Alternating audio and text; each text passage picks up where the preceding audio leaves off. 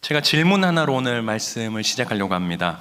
제가 드릴 질문은 지금 내 안에, 우리 안에, 성도님들 안에 성령님께서 계십니까? 라는 질문입니다. 그리고 성령님이 계신다고 한다면 그것을 어떻게 확인하십니까? 입니다. 갑자기 설교하면서 앞에서 이상한 질문하니까 찬양도 은혜롭게 하고 기도도 열심히 했는데 마음이 갑자기 확 다치시죠. 저도 누구한테 갑자기 이런 질문하면 아유 진짜 무슨 말 하려고 앞에서 또 저런디야 이 생각할 것 같아요. 근데 사실 이 질문은 성도님들께 불편함을 드리려고 하는 게 아니고 고민스럽게 하려는 게 아니고 우리가 우리 안에 성령님이 계시는지 그렇잖아요. 어떨 때는 성령님이 계시는 것 같고 힘들고 어렵고 내 마음이 마를 때는 또 성령님이 안 계시는 것 같고 우리가 그럴 때가 참 많아요. 제가 목사인데도 그럴 때가 있어요. 성령님이 가까이 있는 것 같기도 하고 저 멀리서 그냥 쳐다보고 있는 것 같기도 하고 아버지 같기도 하고 옆집 아저씨 같기도 하고 그래요. 그런데 우리가 우리에게 성령님의 함께 계심을 알고 있느냐의 여부에 따라 또 내가 그 증거들을 누가 물어봤을 때 내놓을 수 있느냐에 따라 우리 삶의 모습과 이 신앙의 모습이 참으로 달라지기 때문에 오늘 신뢰를 무릅쓰고 말씀에 앞서서 이런 질문을 드립니다. 오늘 말씀 제목이요, 성령님이 정말 필요합니다입니다. 험한 세상 살아가기 위해서 내 앞에 버거운 일을 헤쳐나가기 위해서 우리에게 성령님 정말 필요합니다. 또 하나님 똑바로 섬기기 위해서 바르고 건강한 신앙생활을 하기 위해서 우리에게 성령님 참으로 필요합니다. 바울은 오늘 15절 말씀을 통해서 성령님께서 우리 안에 계신 증거를 이렇게 얘기합니다. 하나님을 아버지라고 부를 수 있는 것이라고 이야기합니다. 저는요 어렸을 때부터 모태신앙이기 때문에 하나님을 아버지, 하나님 아버지라고 부르는 게 전혀 어색하거나 불편하지 않습니다. 그 이유가 오늘 성경에서는 성령님이 제 안에 있기 때문이라고 해요. 아무리 여러분 어릴 때 하나님 아버지라 하나님 아버지, 하나님 아버지라고 부르던 사람들이요 성인이 되어서 내 자아가 생기고 내 생각이 생긴 상황이라면은 내 안에 성령님이 계시지 않는 상태에서는 마음을 속이고는 하나님 아버지라고 절대 부를 수 없습니다. 마치 이런 것 같아요. 어릴 때 아무것도 모르고 입양된 아이가 한 명 있다고 합시다. 그런데 아버지라고 부르던 사람이 성인이 되어서 알고 보니까는 내 친아버지가 아니었던 거예요. 그러면 이분을 인격적으로 인정하느냐 안 하느냐에 따라 내가 아버지로 부르기도 하고 당신은 내 아버지가 아니야 라고 하기도 합니다. 그래서 신앙이 없고 이 성령 받지 않은 사람들은요 하나님 아버지라고 부르는 게 잘 이해되지 않고요 되게 불편해요. 이런 얘기가 있어요. 신앙생활하지 않는 가정에 딸아이 한 명만 교회를 다닙니다. 아버지는요 일요일 날 이렇게 가족끼리 같이 놀고 싶잖아요. 뭐 이렇게 낚시도 가고 싶고 캠핑도 가고 싶고 한데 맨날 딸아이 혼자 아침에 교회를 가면은 오후에 밥 먹고 들어와요. 그러니까 이 부산 사람인가 이렇게 막 나 어느 날 교회 가는 딸한테 소파에 딱 누워가지고는 아이고 너가 아버지 만나러 가나 이렇게 얘기를 했다는 거예요. 그러면서 저것이 키워준 은공도 모르고 의대 가서 아버지라 카노 이렇게 했다는 거예요. 그렇습니다. 하나님 아버지라고 부르는 것은요 성령 받은 사람의 특징이에요. 비슷한 예로요 고린도전서 12장 3절에 보면 예수님을 주님으로 부를 수 있는 사람은 성령 받은 사람만 주님으로 부를 수 있다고 합니다. 근데 오늘 본문 자세히 읽어보면요 그냥 아버지가 아니고 무슨 아버지라고 되어 있습니까? 아빠 아버지라고 되어 있어요.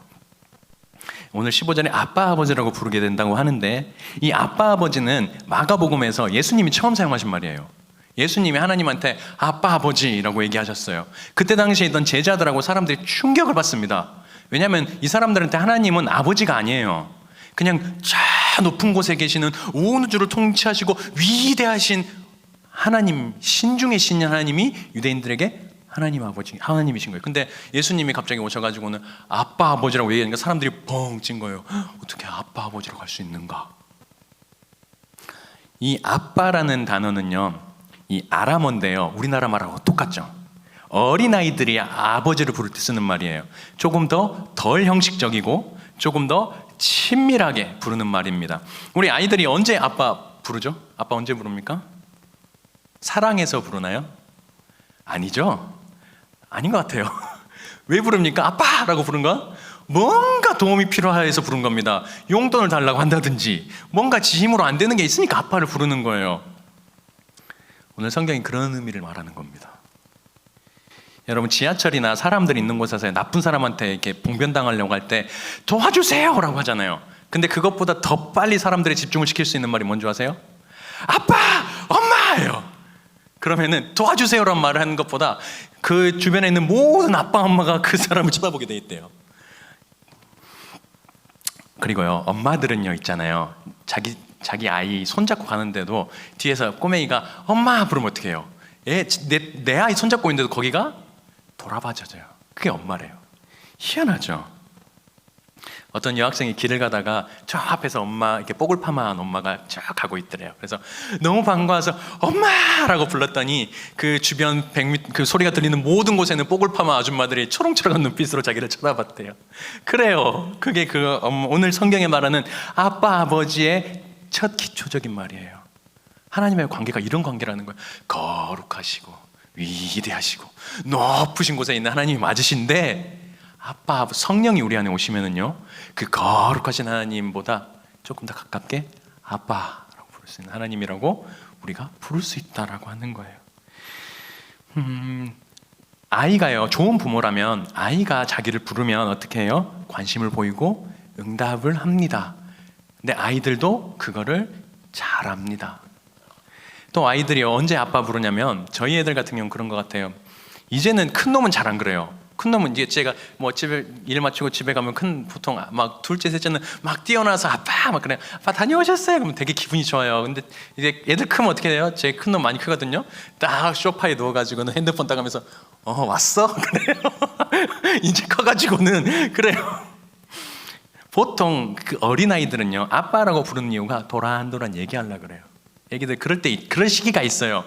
별로 대수롭지도 않고요, 진짜 중요하지도 않은데 아빠 불러가지고 왜 그러면 딱 옆에 앉아가지고는 뭐 자기가 TV에서 본 얘기, 책에서 본 얘기, 오늘 학교에서 친구하고 시소 타다가 싸운 얘기, 뭐 별의별 얘기를 다 해요. 대수롭지 않은데도 아빠 입장에서는 어때요? 참 기분이 좋아요. 우리가 그래도 좋은 관계로구나. 이렇게 하나님 입장에서 똑같아요. 우리가 꼭 필요해서 아빠 아버지 하는 게 아니고 그냥 아버지 저 왔어요, 아버지 오늘은 참 힘드네요, 아버지 참 감사해요 라고 도란도란 얘기하는 게 너무너무 하나님 입장에서 기분이 좋은 거예요. 그거를 누가 하게 해주신다고요? 성령께서 하게 해주신다고요. 그게 너무너무 우리의 삶에 중요합니다. 어떤 꼭 이유가 있어서 하나님을 찾고 하나님 앞에 나오는 게 아니고 그냥 나오는 거예요. 하나님 앞에 그거를 성령님이 하게 해주시는 거예요. 우리는 못해요. 성령님이 해주시는 겁니다. 좋은 부모와 좋은 자식의 관계는 그런 것 같아요. 성령께서는 하나님을 아빠 아버지라고 부르게 해주셔서 우리 그런 관계를 확증하게 해주세요. 원래는 우리가요, 죄의 종이었습니다. 우리는 하나님 자녀 아니에요. 성경에 하나님 아들은 예수 그리스도 한 분이세요. 그런데 오늘 성경에 뭐라고 되어 있냐면 양자의 영, 입양의 영을 부어주셔가지고 죄인인 우리를 하나님의 자녀로 입양해 주셨다고 되어 있어요. 우리는 하나님 자녀 아닙니다. 원래 우린 죄의 종이에요. 그런데 하나님이 놀라운 사랑으로 우리를 자녀 삼아 주신 거예요. 그런데요, 우리가 성령께서 우리에게 아빠 아버지라고 부를 수 있게 해주셨는데 우리는 때로 하나님하고 너무 분리돼서 사는 것 같아요. 그래서 아빠 아버지가 아니고 꼭 바빠 아버지 같아요. 하나님 바빠요, 좀 나중에 합시다. 약간 이렇게. 하나님 입장에서 좀 바빠서 내기도 안 듣는 것 같고, 나도 좀 사느라 바쁘니까 우리 좀 여유 있을 때 만납시다. 약간 이런 어떤 신앙, 우리가 아빠 아버지가 돼야 되는데 바빠 아버지가 되는 경우가 참 많아요. 그렇죠? 예, 양심에 찔리잖아요. 이렇게 바빠가지고 주님 앞에 기도할 시간 다 까먹고 다른 거 하면서 주님 바쁘니까 좀 중요한 일 있으면 합시다라고 하는 경우가 참, 그게 우리예요. 그렇습니다. 그래서 하나님이요, 이 바빠 아버지 안 되시려고 우리에게 오늘 우리 삶에 주시는 게 하나 있어요. 상황이라는 겁니다. 오늘 성경에는 고난이라는 글자로 기록되어 있어요. 근데 제가 가만히 뒤돌아보니까 저희 미담교회 설교하면서 꼭 설교할 때마다 고난이라는 글자가 한 번씩 꼭 들어간 것 같아요. 그래가지고 아이고, 제가 성도님들을 이렇게 고난의 구렁텅이로 몰아놓는 막 그런 설교를 자꾸 하는가 싶어서 오늘 고난이란 말 대신에 조금 다른 말을 사용을 해보려고 합니다. 네. 오늘 17절 보면 자녀이면 또한 상속자, 하나님의 상속자의 그리스도와 함께한 상속자니 우리가 그와 함께 영광을 받기 위해 고난도 함께 받아야 할 것이라 라고 해요. 여러분, 여기서 고난은요, 어려움이라는 단어인데요, 꼭 고생스럽다라고 생각하지 말고요, 이렇게 한번 생각해 볼게요. 세상 사람들, 예수님 모르는 사람들하고 다르게 사는 것 때문에 내가 좀 불편한 거, 이 정도로 좀 생각해 볼까요? 우리 예수님 따라 사느라고, 말씀에 순종하면 사느라고 애쓰는 것, 이렇게 한번 생각해 보겠습니다. 하나님 때로에 우리 바빠 아버지 안 되시려고 우리 이렇게 애쓰면서 살 수 있게 상황 만들어 주실 때 있어요. 기도해야만 하는 순간을 우리에게 주실 때가 있다는 거예요. 위기의 순간을 우리에게 주시는 거예요. 기도 아니면 이건 도대체 이길 수가 없는 어떤 상황 가운데 우리를 몰아놓으실 때가 있어요. 이 고난이나 위기의 순간에 대해서 여러 가지 예를 들 수가 있는데요, 요즘 우리 교회가 추구하는 게 뭡니까? 성령의 은사와 방언과 하나님의 역사하심이잖아요. 그래서 거기에 맞춰서 제 경험 토대로 기도 쪽으로 조금 나눠볼게요. 여수에 있는 저희 아버지 담임하시던 교회 가면 본당 옆에 교육관이라는 허름한 단층 건물 하나 있어요. 청년들 수련회 가서 잠잤던 그 공간이에요.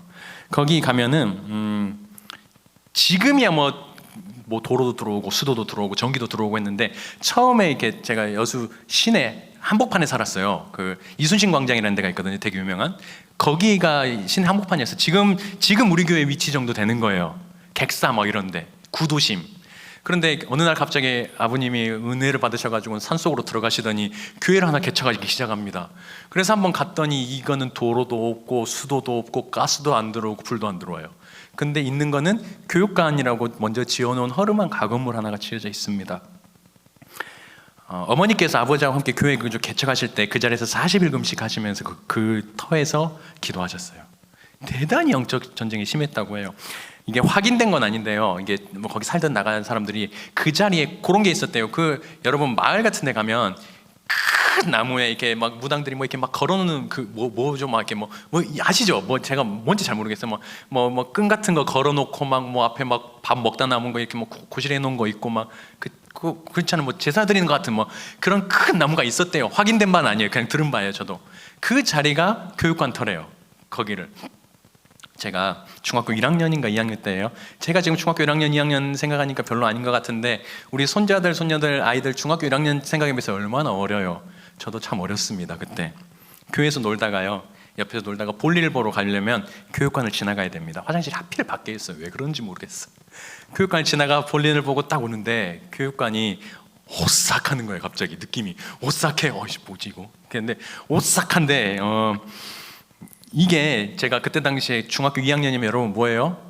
중학교 중이생들만 모여도 북한을 이길 수 있다고 하는 것처럼 온갖 내 안에 불만과 이 세상에 대한 이 싸우고 싶고 그 중2병이라 그러잖아요. 사춘기 한복판에 있던 때예요. 오싹한 느낌이 딱 드는데, 그 안에 그동안 제가 갑자기 제 머릿속에 확 들어온 생각이 뭐냐면, 교육관에서 기도나 한번 하고 갈까? 이런 생각이 갑자기 드는 거예요. 왜 그러는지는 모르겠어요. 교육관에서 기도나 한번 하고 갈까? 오싹하니까. 그러면서 동시에 드는 생각이 뭐냐면, 내가 여기서 기도 안 하고 그냥 오싹하니까 도망가면 꼭 이해하고 들으세요. 꼭 그런 건 아니에요. 귀신이 쫓아가지고 저 계속 따라다닐 것 같은 거예요. 이게 오싹하게 했던 게. 자존심 상하잖아요. 그래도 목사들인데 40일 기도하는 엄마 밑에서 어쩌고 이렇게 했는데, 목사들은 자존심 상하지, 싸워볼까? 이런 생각이 드는 거예요. 문 앞에 서서 근데 이제 무서워요. 사실 그때 당시 주변에 불이 하나도 없습니다. 청년들 가봐서 아시겠지만 교육관 뒤에 뭐예요? 대나무 밭이 쫙 펼쳐져 있습니다. 숲이에요. 숲. 완전히. 거기에 와서 들어갈까 말까 하고 있어요. 안 되겠다. 문을 드르륵 열고 들어갑니다. 그리고 또 잘못 배운 것 같다. 잘 배웠는데 잘못 배운 것 같은 게 뭐냐면, 기도할 때는 꼭 불을 끄고 집중해서 기도해야 된다라고 제가 배운 거예요. 교육관 한가운데 가서 불을 딱, 꺼진 불에 딱 들어가 한가운데 득 앉았습니다. 어땠을까요? 그때 처음 경험을 했어요. 뭔가 이렇게 무서운 생각이 드는 거예요. 무서운 생각이 들고, 이 머리털이 이렇게 쭉 펴서는 경험해 보셨어요? 머리털이 쭉 펴서고 온몸에 있는 털이 확 서는 거예요. 이거 뭐지? 이거 진짜 이거 꼭 귀신이 있는 것 같은 생각이 드는 거예요. 그래가지고 안 되겠다 해서 그때 배운 게 있죠. 무서울 때 뭐 해라? 주여 삼창을 해라를 배우는 거예요. 주여 삼창을 하는데 안 떠나가. 이게 무서운 거예요. 이게 무서우니까 이게 내가 지금 기도를 하는 건지 주여라는 이름으로 비명을 지르고 있는 건지 그렇게 시간이 가는데 이제 눈을 감고 계속 기도를 해요. 그냥 또 하나 배운 게 뭐냐면 기도할 때 눈을 감고 기도를 해야 된다. 불 끄고 눈 감고 기도하니까 뭐가 보여요? 아무것도 안 보이죠. 아무것도 안 보이는데 그때 하나 뭔가 보이는 게 진짜 그때 처음 경험을 했어요. 이렇게 진짜 귀신이 보이는 거예요. 그때 귀신 같은 게 보여요. 어떻게 보이냐면 이게 아직도 생각이 나요. 그 얼굴하고 그 눈이 지금도 생각이 나요. 천장이 거꾸로 딱 뒤집어져가지고 이렇게 딱 쳐다보고 있는 거예요. 나를. 이게 눈을 떠서 보는 게 아니고 눈을 감고 이렇게 있는데 그게 보이는 거예요. 지금. 여러분 잠 깨라고 하는 얘기 아니에요. 졸리시지 않죠? 네. 그러면서 어떻게 되냐면 이렇게 자세히 설명하는 이유가 다 있어요. 이 머리가 이렇게 와요. 이렇게 제가 이렇게 있잖아요. 자 위에서부터 몸은 가져져 있는데 얼굴만 이렇게 와요. 이렇게. 그게 근데 제가 시선을 못 떼는 거예요. 그걸 계속 보고 있어요. 이게 그렇게 생긴 거예요. 그게 아직도 생각이 나요. 아직도 그 얼굴하고 눈을 감고 생각하면 그렇게 생겼구나. 그러니까 심장이 얼어버리는 것 같더라고. 이게 누가 옆에서 한 번만 탁 건드리면 이게 심장이 퍽 떨어질 것 같은 거예요. 그런 막 소름 돋는 그런 상황이 있었어요. 그러니까 몸이 얼면서 이 생각이 드는 거야. 나 귀신 들리겠는데? 이 생각이 드는 거야. 중학교 1학년짜리가 앞에서 뭐가 오니까 나 귀신 들리겠는데 큰일 났다 이제. 어떡하지? 아빠를 불러야 되나? 엄마를 불러야 되나? 근데 아빠 엄마도 안 불러지는 거예요. 그때 갑자기였잖아요. 성령 그때 처음 경험했어요. 성령이 제 안에 찬양 하나를 확 떠올려 주시는 거예요. 제가 그때부터 찬양하기 시작했거든요. 중학교 1학년 때부터. 예전 복음성가인데 혹시 이 다윗과 요나단이라는 분들이 부른 두려워 말라라는 찬양이 있어요. 아시는지 모르겠어요. 이런 식이에요. 두려워 말라 내가 너와 함께 함이라 놀라지 말라 나는 내 하나님이라. 이 찬양이 생각나는 거예요. 주여 주여 부르다가 이제 방법을 바꾼 거예요. 그 하나님이 주시는 찬양을 막 불렀어요. 막 부르는데 이게 마음이 얼어버릴 것 같은 게 조금씩 따뜻해지는 거예요. 그러면서 계속 저는 근데 계속 이 상황인 거예요. 눈을 감고 불을 껴진 상태에서 이 상황인데 하나님이 그때 이제 처음으로 보여주신 것 같아요. 지금은 잘 안 보여요. 어떻게 됐냐면 저 혼자 있는 줄 알았는데 내 옆에 진짜 우락부락하고 몸짱이 마동석 같은 이게 천사가 한 명이 떡 버티고 있는 거예요. 얘가 이렇게 오고 있잖아요. 지금 오고 있는데 이 천사는 어떤 이미지냐면 지금 오기만 해봐 약간 이런 이미지예요. 딱 서가지고. 그러니까 제가 그때부터 어떻게 해요? 무섭지가 않은 거예요. 성경에 보면요 히브리서 1장 14절에 모든 천사들은 섬기는 영으로서 구원받은 상속자들을 위하여 섬기라고 보내심이 아니냐라고 돼 있어요. 오늘 성령이 우리를 뭘로 아바 아버지로 부르게 하시면서 뭐 삼아주셨다고요? 그리스도와 함께 상속자 삼아주셨다고요. 모든 천사들은 상속자들을 위해서 섬기라고 보내주신 거예요. 그냥 안 무섭더라고요. 그래서 그 이후로 제가 교육관을 간혹 이용을 해요. 간혹으로 이용합니다. 원래 보통 교회가 지어지고 나서 교회에서 기도를 하는데 간혹 뭔가 주님하고 이게 승부를 봐야 될 때 같은데 교육관에 들어가요. 그럼 안 보여요. 그때는 이제 한번 이겨내니까 그런 것 같아요. 여러분 길 가다가요. 이게 길 가다가 뭐 돌 하나 밖에 내 발로 툭 차면 흔들흔들거리면 어때요? 발로 툭 차서 빼버리죠. 근데 길 가다가 돌 안에 툭 찼는데 아이고 내 발이야 하면 돌을 차요 안 차요? 안 찹니다. 귀신도 똑같아요. 사탄도 똑같아요. 흔들흔들 해보다가 흔들리면 끝까지 흔들어 뽑아버려요. 근데 내가 말씀으로 성령으로 단단하게 서 있으면 어떻게 해요? 몇 번 건드려보다 가는 거예요. 우리는 왜요? 하나님 자녀니까. 성령이 우리를 그렇게 하시니까요. 성령께서 이게 제 예로 좀 너무 좀 추잡스럽고 좀 간단한 예지만은 이렇게 성령께서 제게 상속자임을 증언해 주셨던 적이 한 번 있어요. 그리고 두 번째로 우리에게 성령이 필요한 이유가요. 오늘 12, 13절에 기록되어 있습니다. 이게 참 중요해요. 영으로서 몸의 행실을 죽이기 위해서 우리에게 성령이 참 필요합니다. 우리 잘 아시는 갈라디아서 5장에 보면 육체의 일과 성령의 일에 대해서 굉장히 자세하게 기록되어 있죠. 육체의 일은 현저하니 곧 음행과 더러운 것과 호색과 우상숭배와 술수 원수 맺는 것, 분쟁, 시기, 분냄, 당짓는 것, 불리함, 이단, 투기, 술 취함, 방탕함 그와 같은 것들이라 전에 너희 경계한 같이 경계하노니 이런 일을 하는 자들은 하나님의 나라를 유업으로 받지 못한다라고 기록되어 있어요. 하나님의 나라를 유업으로 받지 못한다라는 말, 다른 말 똑같은 말로 하나님의 상속자가 아니다라는 말이에요. 바울은요 상속 자격이 꼭 박탈될 수 있다는 뉘앙스로 말을 해요. 혹은 이런 일을 하는 사람은 애시당초 상속자 자체가 아니다라고 말하는 거예요. 우리가 12절에요. 빚진 자라고 되어 있습니다. 누구에게 빚진 자입니까? 그리스도의 은혜에 빚진 자예요. 그렇게 얻은 상속자 자격이기에 은혜로 천국 소유한 사람들에게 우리는요, 이 오늘 이 육신의 일, 갈라디아서 5장에 자세히 말했던 이 현저한 육신의 일들을 다 내려놓고 영적인 들을 추구하는 사람들이 돼야 되는 거예요. 갈라디아서 5장 22절 계속 이렇게 얘기하죠. 오직 성령의 열매는 사랑과 희락과 화평과 오래 참음과 자비와 양선과 충성과 온유와 절제니라고 합니다. 오늘 본문 14절도 똑같이 얘기해요. 무릇 하나님의 영으로 인도하는 받는 사람이 하나님의 아들이라고 해요.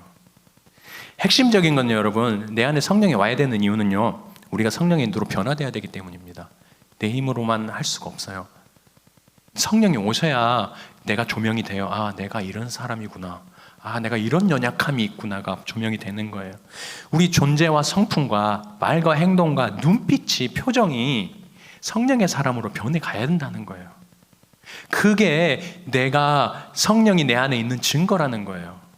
내가 그렇게 변화되지 않고 맨날 똑같다면 내 안에 성령이 어쩌면 계시지 않을 수도 있어요. 계속 아까 말했던 그 육체의 현저한 일들을 계속해서 즐기면서 행하고 있다면 우리는 우리 안에 성령이 계시지 않을 수도 있다는 말이에요. 바울은 그렇게 얘기해요. 마지막으로요, 우리에게 성령이 꼭 필요한 이유가 하나 있습니다. 우리가 하나님의 자녀된 게요, 주님이 우리를 살리신 것처럼 상속자인 우리도 다른 영혼들을 살려내기 위함입니다. 오늘 본문 19절입니다. 제가 읽어드릴게요. 피조물이 고대하는 바는 하나님의 아들들이 나타나는 것이니 모든 피조물이요 하나님의 아들들이 나타나기를 원한대요. 하나님의 상속자들이 나타나기를 원한대요. 이 창조 세계가 하나님의 이 성령 받은 사람들이 나타나기를 원한대요. 하나님을 아빠 아버지라고 부르는 사람들이 나타나기를 원한다는 거예요. 하나님의 자녀들이 일어나서요, 이 어그러진 세대와 이 세상을 올바로 세우기를 세상이 원하고 있다는 거예요. 그리고 그거는요, 모든 피조물이라고 했잖아요. 주님을 모르는 다른 영혼들도 마찬가지입니다. 우리가 하나님 된 자녀된 이유가 우리만 상속자 된 것으로 끝나는 게 아니고 남도 상속자 만들려고 되는 거예요. 그렇게 하려면 성령이 필요합니다. 우리에게 성령님이 필요하세요. 예전에 그 개그 프로그램 중에 여러분 우차싸라는 프로그램이 있었는지 아시는지 모르겠어요. 거기에 어떤 개그맨이 이런 개그를 한 적이 있습니다. 이런 개그예요. 제 꿈은 재벌 2세. 그런데 아버지가 노력을 안 해요. 아버지 분발하세요 라고 하더라고. 맞잖아요. 아버지가 재벌이 돼야 자기가 재벌 2세가 되잖아요. 우리도 상속자인데 가끔 이럴 때 있어요. 하나님이 좀 일하시고 분발해달라고 하는 경우가 참 많아요. 아버지가 재벌이 돼야 내가 재벌 2세가 되는 것처럼 내가 변화돼야 됩니다.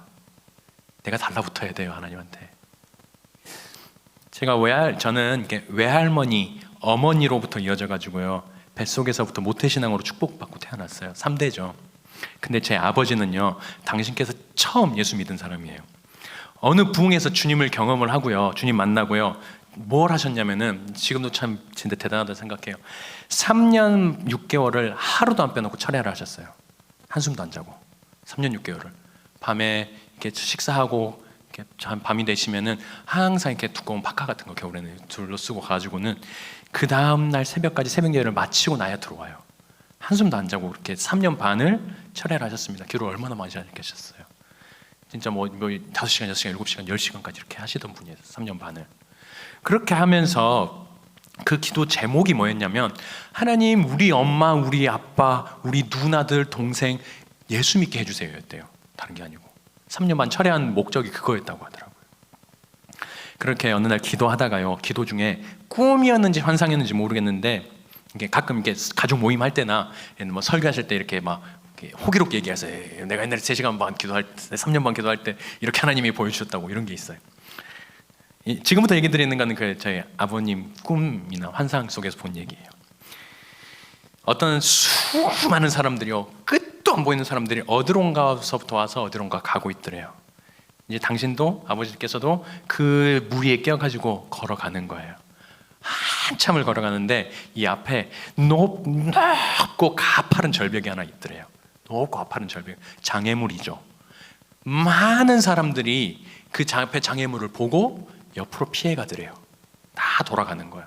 아버지도 당연히 옆으로 피해갑니다. 피해가려고 하는데 위에서 갑자기 소리가 들리대요. 올라와라 라는 소리가 들렸대요. 올라와라.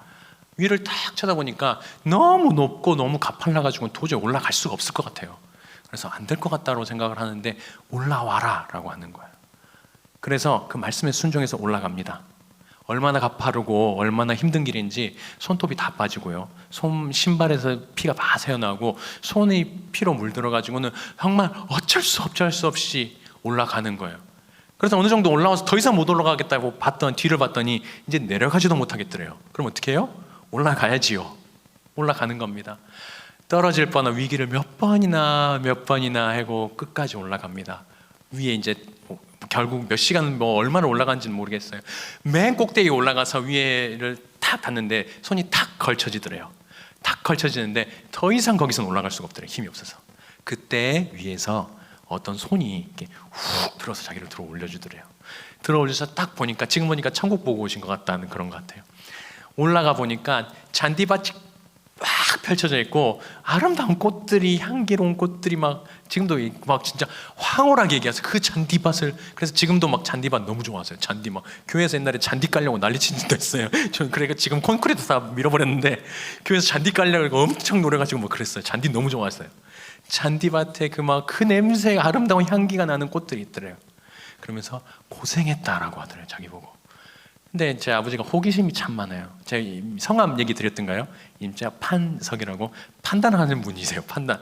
올라가 봤는데 그냥 천국 들어가 보면 좋잖아요. 우리 천국 지옥 보고 오신 분들 이렇게 주님이 이끌어가서 천국을 보니까 막 뭐가 보이고 하는데 천국을 안 들어가시고, 이게 왜 그런지 모르겠어요. 밑에를 보고 싶더래요. 자기 올라온 길을 이렇게 놀리고 싶어서 그런지 모르겠는데 이렇게 봤는데 무서우니까 배를 딱 깔고 이렇게 물고기만 내밀어 가지고 밑에를 딱 봤어요. 수많은 사람들이 뒤에서부터 옵니다. 수만 명, 수억 명의 사람들이 오는데 99.9%는 앞에서 위를 보더니 고개를 절레절레 들고 오른쪽으로 가는 거예요. 그런데 몇몇 사람들은, 정말 소수의 사람들이에요, 아버지 당신처럼 손에 피가 맺혀도 거기를 올라오는 거예요. 그렇게 한참을 보고 있는데 저 밑에서 할머니, 그러니까 제 할머니예요, 엄마가 보이더래요. 엄마가 보이더니 엄마가 절벽 앞에 탁 서가지고는 위로 싹 보시더니 올라오시면 좋을 텐데 고개를 절레절레 흔들더니 오른쪽으로 가버리시더래요. 그때 어떻게 했을까요? 제 아버지가 엄마 부르는 거예요. 거기서 못 듣더래요. 못 들어서 목이 터져라 부르는 거예요. 엄마 거기 아니야 여기야, 엄마 거기 아니야 여기야 하고 부르는 거예요. 그렇게 부르는데 할머니가 몇 시간을 부르는지 모르겠어요. 할머니가 갈까 말까 하다가 위를 쳐다보더니 판석이냐 그러더래요. 제 할머니 여수 화양면 완전 촌 분이시거든요. 그 여수 사투리 있어요. 판석이냐, 잘 때는 총아 이렇게 많이 부르셨거든요. 판석이냐 그러더니 엄마 올라와야 돼, 죽어도 여기 올라와야 돼 라고 하니까 할머니가 거기서 알았다 하더니 올라오시더래요. 그렇게 하고 아버지가 꿈을 깨셨대요. 그러고 나서 저희 아버지께서 친가, 할아버지, 할머니, 고모들 전부 다 구원시키셨어요. 올라와야 된다고. 그거를 잊지를 못한대요. 그 엄마 불렀던 그 소리를 잊지를 못한대요. 지금 고모들 잘 살아, 할머니, 할아버지 잘 돌아가셨고요. 잘 살아 계세요. 고모 한 분은 또 사모님이세요. 또 한 분은 미국에서 잘 목회하고 계시고. 우리가요, 예수 믿고 하나님 자녀 된 게요, 내 의로 된 거 아닙니다. 성령으로 된 거죠. 근데요, 그게 끝이 아니에요. 내 덕분에 내가 상속자 됐으니까 나도 다른 영혼 살게 해야 됩니다. 그래서 기도하고 부르짖고 추구하는 거예요. 우리 은사 받고 방언으로 하나님께 기도하고 우리가 은사, 하나님의 임재를 구하는 거예요. 하나님이 기대해요. 내가 받고 싶어서 하는 게 아니고 하나님이 주기 원하시는 거예요. 왜요? 우리 살려야 되잖아요. 그렇죠? 지금 우리 교회가 추구하고 바라보는 방향이 이겁니다. 다른 거 아니에요. 우리가 능력 받아가지고 우리가 잘 먹고 잘 살고 하는 게 아니고요. 우리가 능력 받아가지고 우리 통해서 어떻게 하면 성령 하나님의 그 하나님의 마음이 조금 더 흘러갈 수 있을까, 그거예요. 우리 통해서 어쩌면 좀 더 복음 전달할 수 있을까? 우리 통해서 어쩌면 조금 더 주님 만나게 할 수 있을까? 말씀 정리합니다. 하나님께서 오직 예수 그리스도의 은혜와 믿음으로요, 자격 없는 우리를 자녀 삼아 주셨고 상속자로 삼아 주셨습니다. 그리고 성령께서 그것을 우리의 영과 더불어 친히 증언하신다고 하세요. 우리는요, 하나님의 상속자입니다. 하늘나라를 소유한 상속자는요, 절대 혼자 누리는 거 아닙니다. 나 혼자 상속자 되는 거 아니에요. 예수님처럼 나를 통해 누리게 하는 사람들입니다. 그러려면 뭐가 필요해요? 성령님이 정말 필요합니다. 나의 이 연약함, 나의 모남, 나의 못된 것 가지고는 복음이 안 흘러가요. 그래서 참 성령님이 정말 필요해요. 성령님이 계셔야 우리의 모난 게 깎입니다. 성령의 9가지 열매가요, 성령님이 계시기 때문에 난 열매예요. 우리가 아무리 몸부림 쳐봐야 그거 안 나요. 우리가 할 수 있는 건 뭐예요? 의지를 드리고 성령님 나를 사용해 주세요. 주님을 인정합니다 하는 마음으로 성령님께 순종하는 것입니다. 그렇게 위해서 더 기도하고 더 추구하고 더 갈망합니다. 구하고 찾고 두드리는 거예요. 자녀 삼으신 건 하나님의 일이지만 이후의 일은 우리와 성령의 일입니다. 함께 하는 거예요. 하나님께서 우리가 성령과 함께 날마다 새로워지고 날마다 함께 걷기 원하십니다. 오늘 본문 18절 읽고 제가 마치려고 합니다. 제가 읽어드리겠습니다. 생각하건대 현재의 고난은 장차 우리에게 나타날 영광과 비교할 수 없도다. 아멘. 그 영광 바라보시면서 성령과 동행하시는 귀한 우리 미담의 지체들 되시길 간절히 소망합니다.